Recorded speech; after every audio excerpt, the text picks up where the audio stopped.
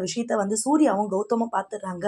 வீட்டுக்கு எல்லா பிரச்சனையும் ஆகுது. கௌதம் கழுத்த புடிச்சு வெளிய தள்ளாரு. அப்ப மயக்கடிச்சு விழுந்த ஐஸ்வர்யா பார்த்தீங்கன்னா, கர்ப்பம்ன்னு சொல்லிடுறாங்க. இந்த குழந்தைக்கு எனக்கும் எந்த சம்மந்தமும் இல்ல. இவ தப்பானவ. இவ வீட்ட விட்டு சொல்லுங்க அப்படின்னு சொல்றாங்க.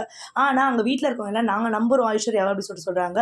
நம்புறீங்களா? நான் அவங்க குழந்தைக்கு அப்பாவே இல்லன்னு சொல்றேன். நீங்க எப்படி நம்புவீங்க அப்படின்னாங்க. நான் நிரூபிச்சு காட்டுறேன். இந்த குழந்தை உங்களோட தான் அப்படின்னு சொல்லிட்டு, நான் உனக்கு பக்கபலமா இருப்பேன்க்கா அப்படின்னு சொல்லிட்டு மகாவும் சொல்றாங்க.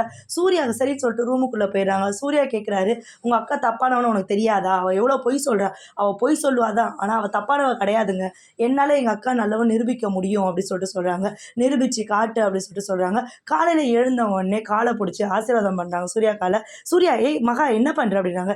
இல்லங்க என்ன பிளஸ் பண்ணுங்க. எங்க அக்கா நல்லவன் தப்பானவ இல்லன்னு சொல்லிட்டு நான் நிரூபிக்க வேண்டாமா அப்படின்னு சொன்னாங்க. நிரூபிக்கிட்டேன் ஆசீர்வாதம் கிடையாது. போ தூரம் அப்படின்னு சொல்றாங்க. நீங்க ஆசீர்வாதம் பண்ணாம நான் கால விட மாட்டேன்னாங்க.